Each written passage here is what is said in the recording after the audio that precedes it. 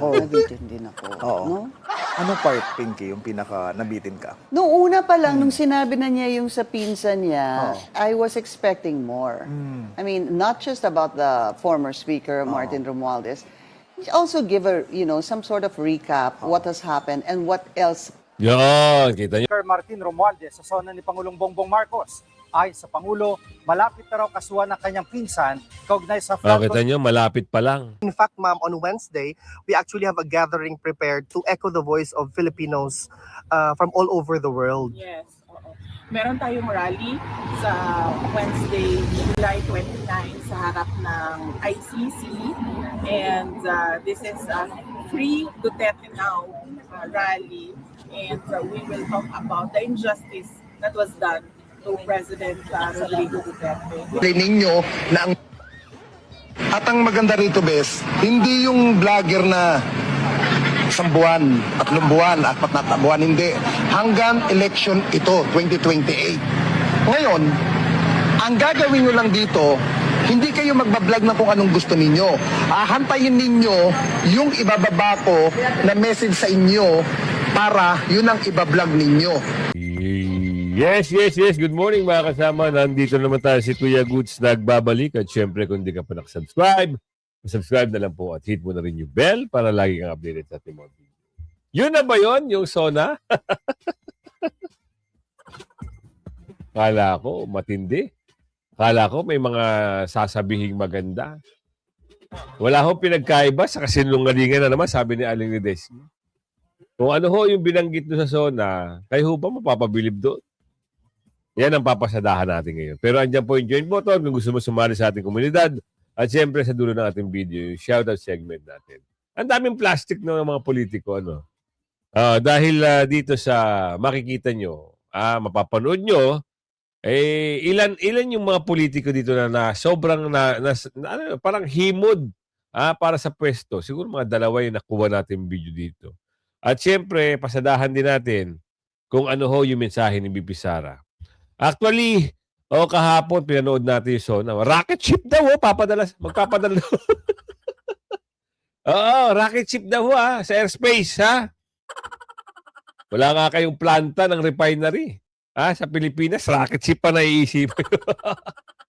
Wala nga kayong sariling, di ba? Isipin nyo nga mabuti, sabi nga na nag-comment tigil-tigilan na kasi. Marami kayo na-i-imagine At ito si Boss B, kilala na kung sino. Sa boses pa lang dito, kung sino yung mga nagre-recruit, ang bayaran daw, hindi raw Gcash, cash to cash. Cash to cash daw ho, si Boss B. Kaya naman pala. Oo, kayo ho, pag napanood nyo, mamaya at marinig nyo kung sino si Boss B, kayo na ho bahala magkomento. Kasi si Boss B, yung apelido, yung unang letra sa apelido at sa boses, makikilala nyo kung sino. Pero samantala, ito alamin natin, nahuli at meron na daw nahuli ng mga kontraktor sa issue ng flood control. Meron naman ho talaga. Given na ho yun. Ang problema na wala na ho ng kaso paglipas ng ilang buwan. Kinasuhan, nakulong, panandalian, pero nakalaya din. Yung mga DE na kinasuhan. Pero ang gusto natin malaman, kinasuhan po talaga si Martin? Kasi nung sinasabi sa ombudsman, parang taglita nga, ito na naman tayo sinisipon na naman tayo Pero i-play muna natin. 10,000 makinarya. Ang mga taniman naman ng nyog ay dumadami at lumalawak din. Dala ng ating programa na malawakang pagtatanim sa buong bansa.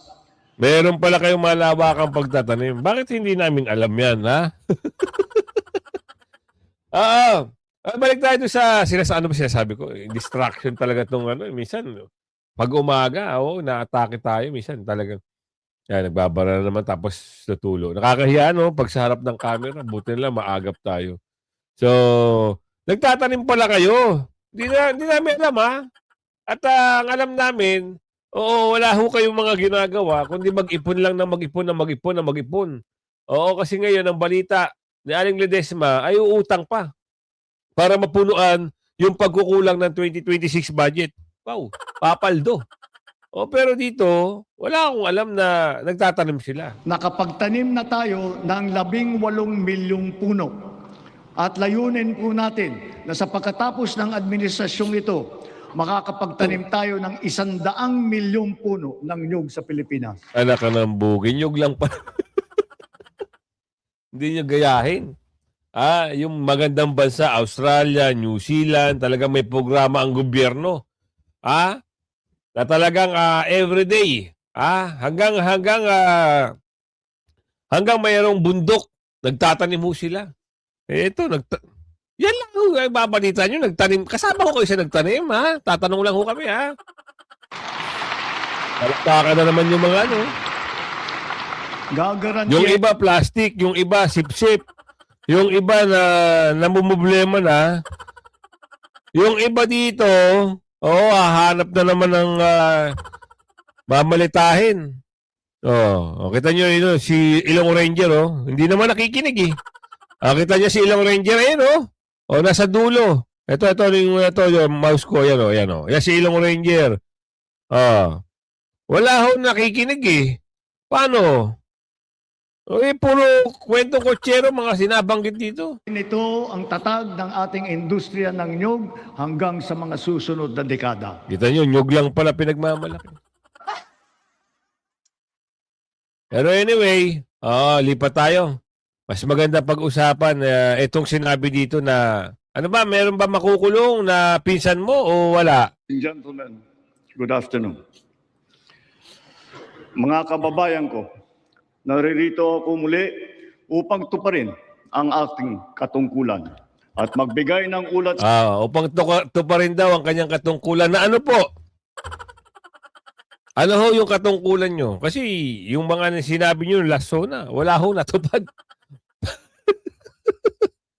Wala hong natupad doon. Di ba? Ngayon, ito, meron kayong katungkulan na buduli na naman. Sa soran nyo, nabudol na naman yung mga kasamahan nyo dyan. Nagpalakpakan. Yay! Nagutuan lang kayo dyan. Naubos na naman ang kaba ng bayan sa mga ganyang bagay. Kaya maraming nagagalit sa inyo eh. Di ba? Ayaw yung tantanan yung impeachment ni Bibi Sara, pero yung pagsisinungaling sabi ni Aling Ledesma, tuwan-tuwa kayo, palakpakan pa yung iba. sa inyo tungkol sa estado ng ating bansa at sa mga ginagawa ng inyong pamahalaan. 1 taon na ang nakalipas mula noong huli akong tumayo rito Tapos, upang ilantad ang katiwalian na nadiskubre namin sa mga flood control project. Gaya ng aking ipinangako sa inyo, nagsagawa tayo ng malawakan at malalimang investigasyon na walang pagkikiling kahit kanino man. Masusi nating sinuri at sinundan kung saan tayo itinuro ng ebidensya. nasaan na daw? Lahat ng kailangan gawin ay ginawa natin upang matuntun ang punot dulo. Mayroon ng mga unang nakasuhan at nakulong. Sino ho? Alam nyo, kilala nyo ba? Sino ho yung nakulong at nakalaya? Sino ho yung nakasuhan na gustong pakasuhan na hindi pa makasuhan? Sinasabi, may kaso na raw, naisampa na yung kaso, hanggang ngayon, ilang buwan, ilang taon na yung sinasabi ni Ombudsman, wala pa rin kaso ang sampit mo. Mga kontratista, matataas na opisyal, pati na mga mambabatas. At dumating na tayo sa punto na ayon sa Ombudsman, ay malapit na ang paghain ng patong-patong na kaso labang sa dating speaker. Kita nyo, wala pa pala yung sinasabi ni Ombudsman. Niloloko lang kayo. Nagpaloko naman kayo. Tuwan-tuwa. Kinasuhan na daw. Kinasuhan na nung nakaraang linggo, nakaraang buwan. Asa na? Tagal na panahon. Dito, hindi na ho talaga kayo paniniwalaan. Bukod saan? Dapat sinabi niya noon pa eh. Parang tilagbaga. Pinatatagal ng pinatatagal, tapos wala rin nangyayari. Sakit man sa akin ito, ngunit kailangan nating gawin ang tama. Hindi ako pangulo ng aking pamilya. Talaga po. Hindi ako pangulo ng aking kaibigan. Yan na yung mga sip-sip, nagpalakpakan. Gawin mo para maniwala sa'yo. Kasi yan, pag yan nakasuhan na at kumanta, lain na. Damay-damay na sila. Maniwala kayo sa akin, pag yan ay kumanta si Balulong dahil pakakasuhan, pag yan ay may kaso at ma-trial na, magsasalita at magsasalita. Doon pa lang sa binitawan niyang video, nung nakaraan, pag ginawa niyo kung scapegoat, kayo-kayo, damay-damay lahat. Oo. Kung ako dito kay Balulong, kukontakin ko si Martin, magsasabuatan sila. Ilalaglag nila ito. Oo. Hindi nga kasi nga, nangyayari, lilinisin ang pangalan. Sino kawawa? Yung inutusan. Sino nag-utos? Sabi ni Aling Ledesma, kilala niya. Di ba? Kung gano'n naman mangyayari, tama nga naman. Ilaglag na nila. Para sino ang malaman ng taong bayan, sino ang mastermind ng pandarambog. Di ba? Tama.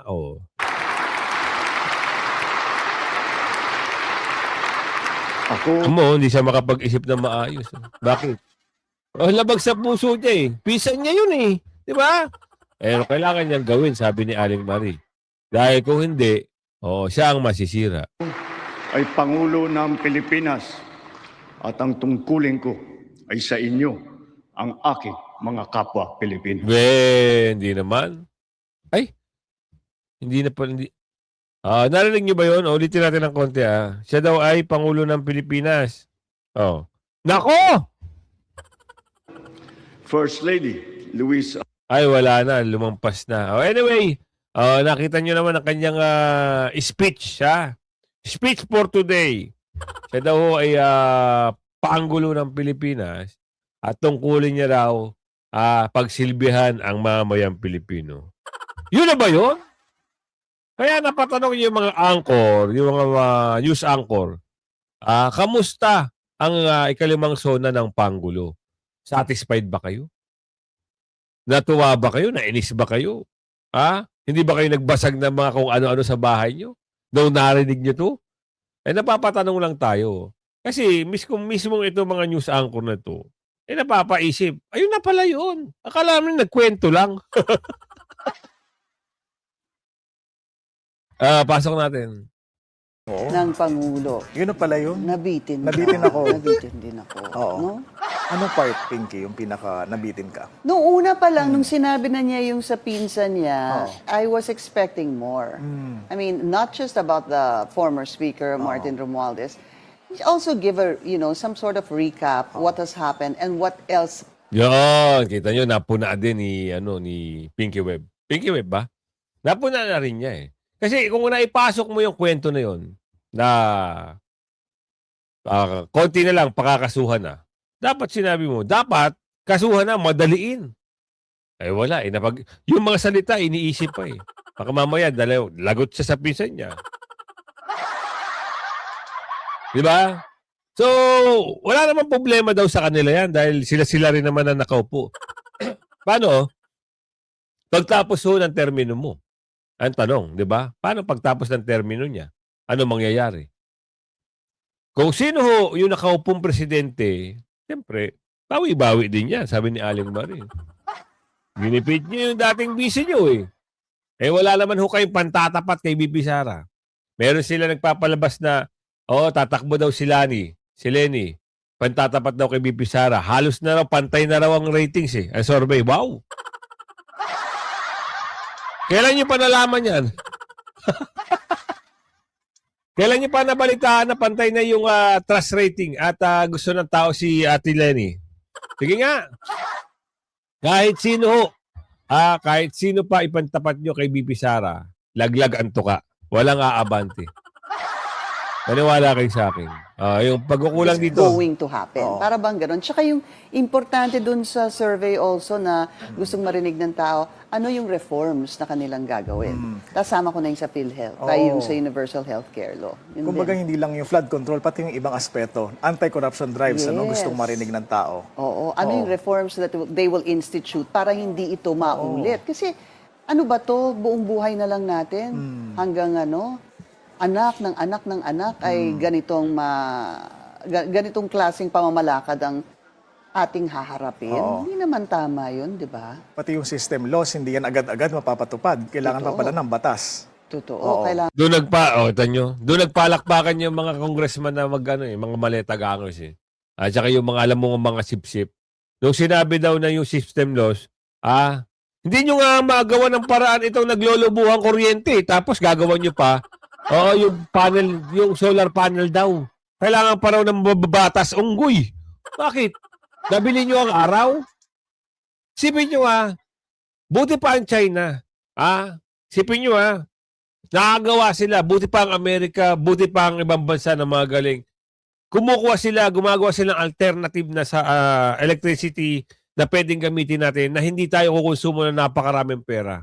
Dito hindi. Yung si solar daw, mamadaliin nila para maipasa at hindi na tayo mahirapan sa pagpapakabit. Grabe. Yun, narinig niyo yun? Yung ano na yun? Yung kanyang salita na yun? Di pinahirapan tayo ng mga sindikato. Kaya pong sindikato nakaupo. Diba? Isipin nyo solar panel. Binili mo na yun para magkaroon ka. Nag-invest ka. Depende pa pala yan kung aaprubahan. Kaya ngayon, nagkakahigpitan na sa solar panel. Bawal na magkabit kung walang permit. Lalo na sa mga subdivision. Bakit kaya inihigpitan nyo? Bakit pinahirapan nyo masyadong Pilipino? Kung pwede nga lang, lumipad kaming Amerika, Canada, Australia, New Zealand, gagawin namin para makatakas lang dito sa gobyerno nyo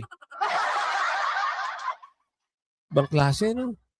mo i-amend yung EPIRA law. Ang kulang doon dapat sinabi na ni Pangulo, urgent. Kailangan niya ito gawin agad-agad. Tama. Oo. Sama natin si Yeah. Corina Oo. at saka si Mon. Hi, guys! Kayo talaga, hindi kayo makahintay. Bigyan naman natin ng honeymoon period. Ang Malacanang. Wala, Ate Kuring, Ate Kuring, wala yan. Kwentuang sarswela lang yan. Yung mga ganyang bagay, hindi na dapat pinaniniwalaan. Mantakin nyo, i-approve pa sa batas. Hindi ko narinig nyo yung solar panel, di ba? Presyo ng kuryente posibleng bumaba. Wow, talaga ba? Dahil sa soda? O paandar lang nila. Sasabihin, okay, sige, ginawa ko yan, Pangulo ko, ginawa ko ng ano yan, bumaba na bill nyo. Di isang sindikato, sisingilin na mataas, 3 buwan, tapos pagdating ng SONA, ibababa, sino bida? Sabi ni Aling Ledesma. Diba? Propaganda. Dahil sa SONA, pinababa ang kuryente. Ganon? Wow! Naghihirap po ng 3 buwan ng mga mamayang Pilipino sa napakalaking singil ng kuryente na doble, na triple yung presyo. Tapos dahil sa SONA mo, sabihin mo, bababa ang presyo. Huwag nyo kaming lokohin. Dahil yung mga, ito, papakita ko yung mga sip-sip dito. Dito yung mga sip-sip. At mamaya, papasok natin yung full interview kay Vice President sa Dahig. Buti na lang. At ito aminadong nasaktan sa sinabi. Ito muna tayo. Aminado daw nasaktan si Martin sa sinabi ng kanyang pinsan. Silipon na tayo, grabe. Ito, pasok natin, Special mention si dating Speaker Martin Romualdez sa sona ni Pangulong Bongbong Marcos. Ay sa Pangulo, malapit na raw kasuhan ng kanyang pinsan kaugnay sa flood. Kita nyo, malapit pa lang. Akala natin, nung nakaraan, nakasuhan na, nung July 24. Tama ba? July 24, nakasuhan na. Hindi pa pala. Diba? Kung babalikan nyo yung video ni Ombudsman, malalaman nyo kung totoo ba o hindi. Kasi matagal na nila sinasabi yan. Hanggang ngayon, wala. Baka propaganda pa rin ito sa SONA. Troll scandal. Aminado naman si Romualdez na nasaktan siya sa sinabi ng Pangulo. Live mula sa Batasang Pambansa, nangungun sa balita si News 5 House Correspondent Marian Enriquez. Marian, una sa lahat, nandiyan ba si Romualdez sa SONA? Jiggy, una nga sa lahat, hindi nagpakita dito nga sa kamera itong si dating House Speaker at later Representative Martin Romualdez. Wala nga siya rito doon sa ika-5 State of the Nation address ni Pangulong Bongbong Marcos at gayon na rin doon sa pag-uumpisa or pagbubukas ng second regular session kanina ng umaga ng kamera. At sa kabila nga nito ay naglabas etong si dating Speaker Romualdez ng pahayag. Aminado nga si Romualdez na masakit daw itong mga sinabi ng Pangulo para sa kanya at kanyang pamilya. At gayon pa man, iginagalang niya yung mga naging pahayag ni Pangulong Bongbong Marcos. Diit niya, hindi naman daw siya kailanman humingi ng pabor o espesyal na pagtrato. At sa SONA kanina, Jiggy, sinabi nga ni Pangulong Bongbong Marcos na malapit na raw sampahan ng patong-patong na kaso ng ombudsman itong kanyang pinsan na si dating Speaker Martin Romualdez. Kaugnay nga ito nung kakasangkot ni Romualdez doon sa flood control scandal, at ay nga doon kay Congressman Romualdez, sang-ayon siya na gawin yung tama at sumunod sa proseso at hayaan yung ebidensya na magsalita. At sa kabila nito, Bumilang kayo ng ilang araw, ilang linggo. Wala na naman yung kwento na ito. May pakukulong, wala na yan.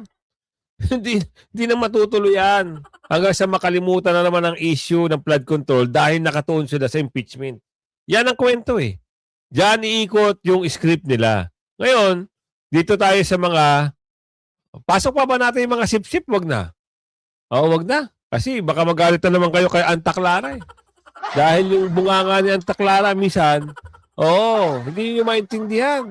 Dito tayo sa full interview ni Bibi Sara. Alam nyo naman, basta Vice President ng Pilipinas, trabaho ang iniisip niyan. Hindi nyo nagpapropaganda, SONA. Alam nyo, isang taon na lang, ang hihintay natin, si Bibi Sara, magsosona na rin yan.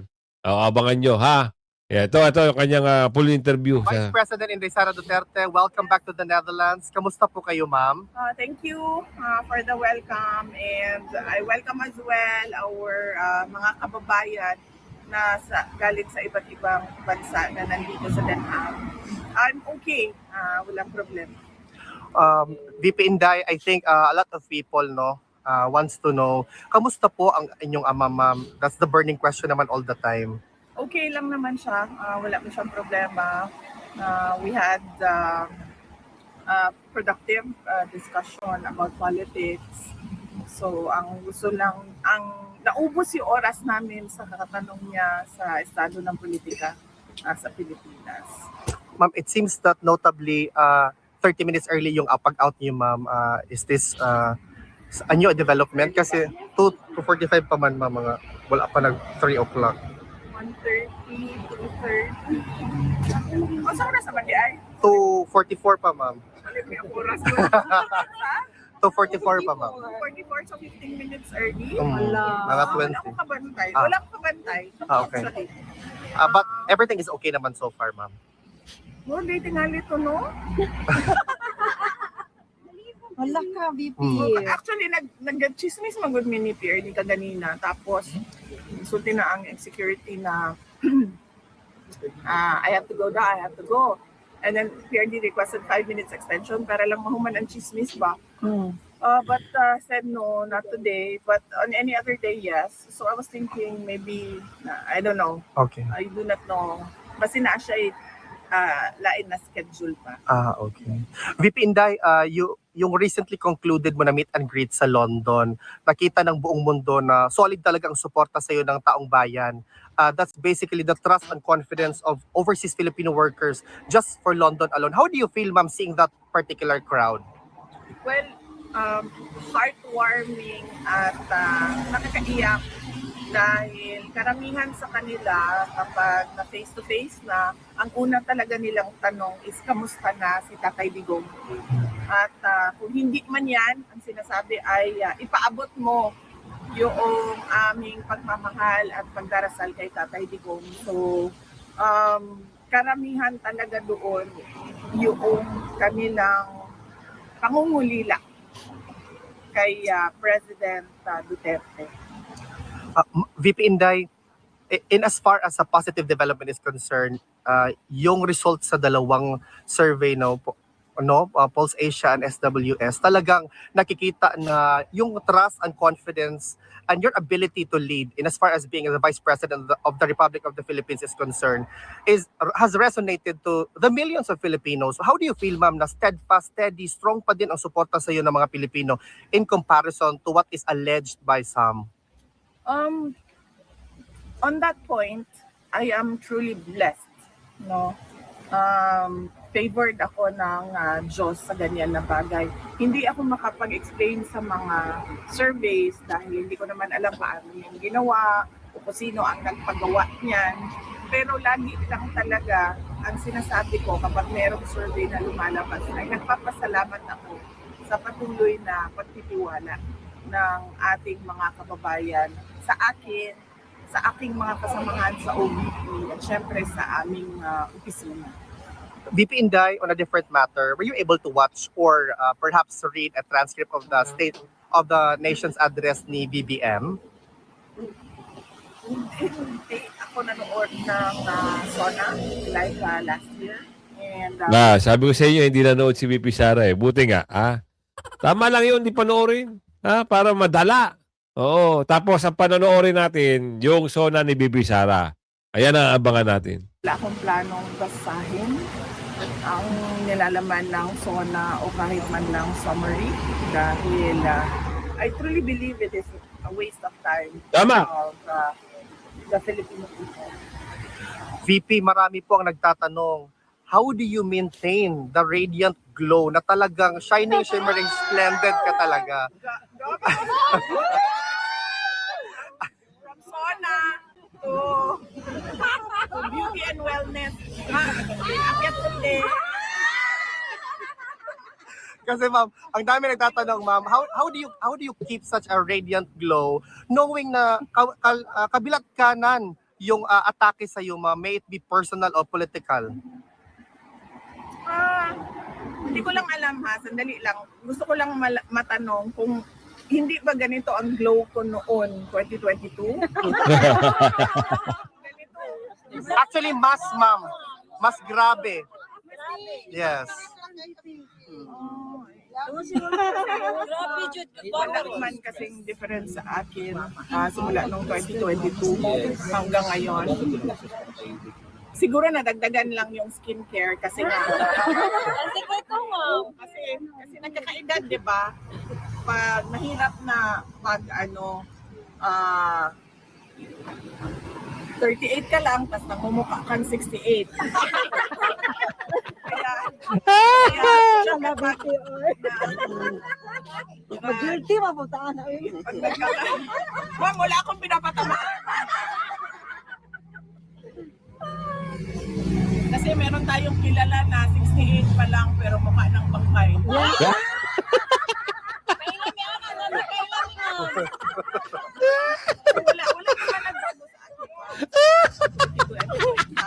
Sa pool! Pareho lang yun. Sino kaya yun? Blind item ito. Sino itong sinabi ni Bibi Sara na 68 pa lang ang taon, ang edad, mukha ng jangkay? Sino itets? Kilala niyo ba yun? Tag niyo sa comment section para mas mabilis. Oo, alam ng ating kababayan kung sino yan. Di ba? Meron na akong awareness ngayon sa aging ng mukha. Kaya meron ng mga Sunblock, ma'am. meron ng mga yung sinusulat ng dermatologist na skincare. Okay.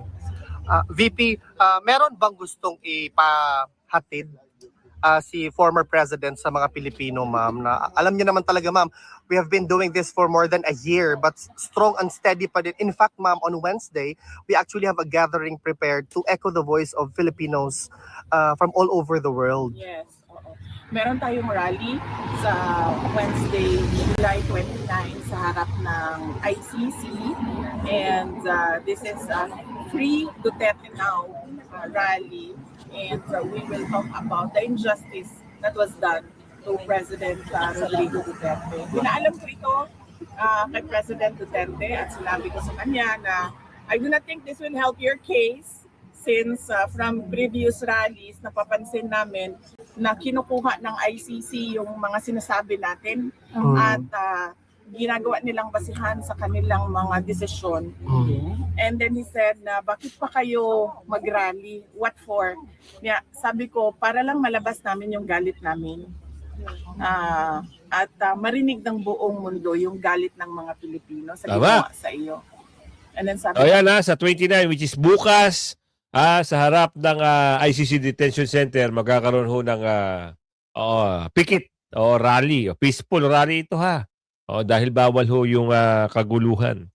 So ngayon, kung nandyan ho kayo sa dahig, nandyan kayo um, sa sa Europe, o malapit lang kayo sa ICC detention, samahan nyo si Bibi Sara. At ngayon, dito tayo pasok. Kilala na ho kung sino si Boss B. Ibang klase ito ha. Boss B! Boss B! Paldo! Ito isang video. Mabobosesahan nyo ho ito eh. Ito pala yung nagbabayad o yung kumukolekta ng mga vlogger o bulager. Bulager para suportahan ang kanilang manok. Hindi daw GCash ang bayaran dito, kundi cash to cash. Pasok. Butan dito, hindi GCash. Cash to cash. Okay? Ang sahod wait nyo lang, rito, 15.30. Wait Pero lang, bukas, wait lang. dito, Wait lang. ang abutan dito, hindi Ay, masyado nagmamadali Ayan Ang abutan daw dito, cash to cash. Magtatrabaho daw sila dito hanggang 2028. Paano ngayon yan? Yung manok nyo, kakasuhan na.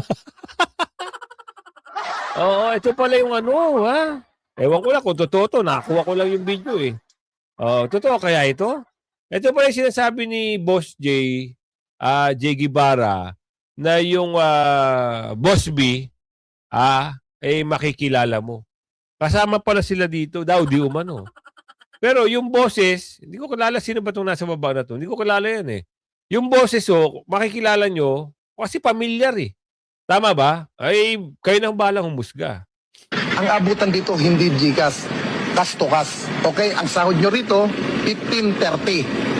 Pero bukas, i-update ko kayo kung anong mangyayari sa meeting. Okay? Hindi ko sa inyo pwedeng pangalanan kung sino ang nasa likod nito. Okay? Basta't ang the best. Hindi niya raw pwedeng pangalanan kung sino nasa likod. Bakit may lumabas na pangalan? Prepare kayo. Tapos, yung nasa Metro Manila, may meeting tayo bukas. Mag-PPM ako. Okay? At least meron na tayong taga-probinsya. Ngayon, kung meron kayong gustong ipasok sa GC na para makasama pa, kausapin yung mabuti, i-briefing nyo, i-explain ninyo na ang... At ang maganda rito, Bes, hindi yung vlogger na 1 buwan, 3 buwan, 4 na buwan, hindi. Hanggang election ito, 2028. Ngayon, ang gagawin nyo lang dito, hindi kayo magbablog na kung anong gusto ninyo. Hantayin ninyo yung ibababa ko na message sa inyo para yun ang ibablog ninyo. Yun ang gagawin yung story, yung ibababa kong link na story. Ako magbababa sa inyo ng story base sa ibinaba sa akin sa taas. Yun ang gagawin nyo. Hindi nyo kailangan na umikot-ikot. Hindi nyo kailangan umano-ano. Kaya, mas maganda ito kaysa NCRPO. Sa NCRPO, ikot kayo. Dito, hindi nyo kailangan. Puro papuri at pag-angat lang kay Speaker Romualdez dito. Sana all. Nako. Mga kababayan, Nako, yung pala yun. Kaya pala sila nagbabayad para iangat ang pangalan. Nino, nabanggit sa video. Problema, kakasuhan na ng pinsa kung totoo man. Kaya umabot ka sa video natin ito, ako naman ay maglalambing. Pakilike and share ang video natin at syempre, subaybayan nyo pa rin si Ma'am Banat. At ito na yung shoutout segment natin. Alright. Shoutout kay Harry Jim Pangkoga. Shoutout po sa iyo, Idol. Darlene Narvino, shoutout po sa iyo. Ma'am Damanusa, shoutout po sa iyo. Lourdes, shoutout po sa iyo. Ma'am Julia Sugiyama, shoutout po. Edgar Gigante, shoutout po sa iyo. Jesus Sado, Mama Lu, Survivor Mix Vlog, shoutout po sa iyo. Saglit lang po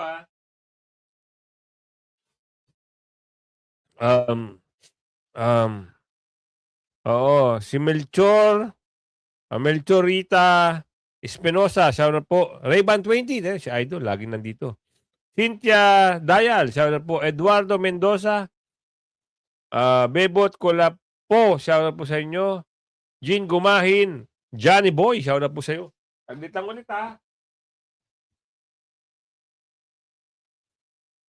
Hirap pag bigla tayong inatake na naman ng rhinitis natin Virginia Torrelia Vega, shoutout po sa iyo. Miriam Solisa, shoutout po. And God's Pakluna.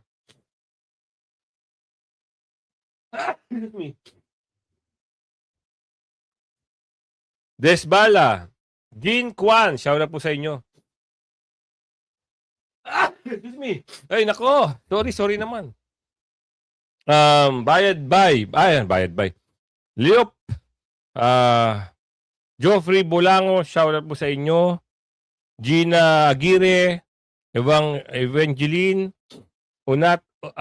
Untalan. Warly Linda Cerezo. Jonald Desique, shout out po sa inyo. Maria Teresa Nieto. Paring Sid, shout out po sa iyo. Jenaline Dago. Renato Canla, shout out po sa inyo.